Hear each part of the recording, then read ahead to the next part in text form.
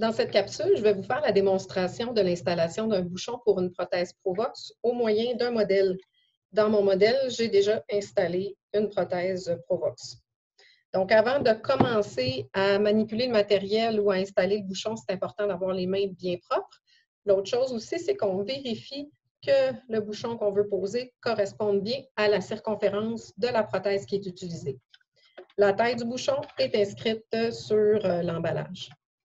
Dans la boîte, on retrouve tout ce qu'on a besoin pour installer le bouchon, soit le petit bouchon comme tel et une brosse de nettoyage à prothèse. Donc, normalement, c'est possible que vous utilisez cette brosse-là pour nettoyer l'intérieur de votre prothèse.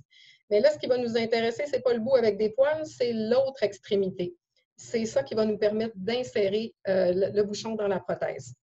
Donc, on insère l'extrémité de la brosse dans le petit bouchon et on maintient la languette de cette façon-là.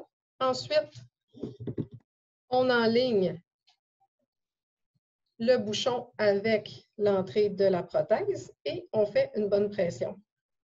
Une fois que c'est fait, normalement, je peux tenir la languette de l'autre main. Je vais la laisser tomber. J'enlève tout simplement la brosse et mon bouchon est bien en place. C'est très, très important de garder la partie en T du bouchon parce que le bouchon n'est pas fait pour être difficile à retirer. J'ai juste à tirer tout simplement dessus puis il se défait. Donc, ce n'est pas impossible que le bouchon tombe par accident. À ce moment-là, c'est la partie en T, ce que j'appelle la petite queue de poisson, qui va empêcher le bouchon de tomber dans les voies respiratoires. Et ça va nous permettre aussi d'aller le récupérer facilement. Donc, c'est extrêmement important de conserver la languette et la partie en T avec le bouchon. Après chaque utilisation du bouchon, nettoyez-les bien selon les consignes du fabricant qui se retrouvent dans le petit guide d'utilisation qui est dans la boîte.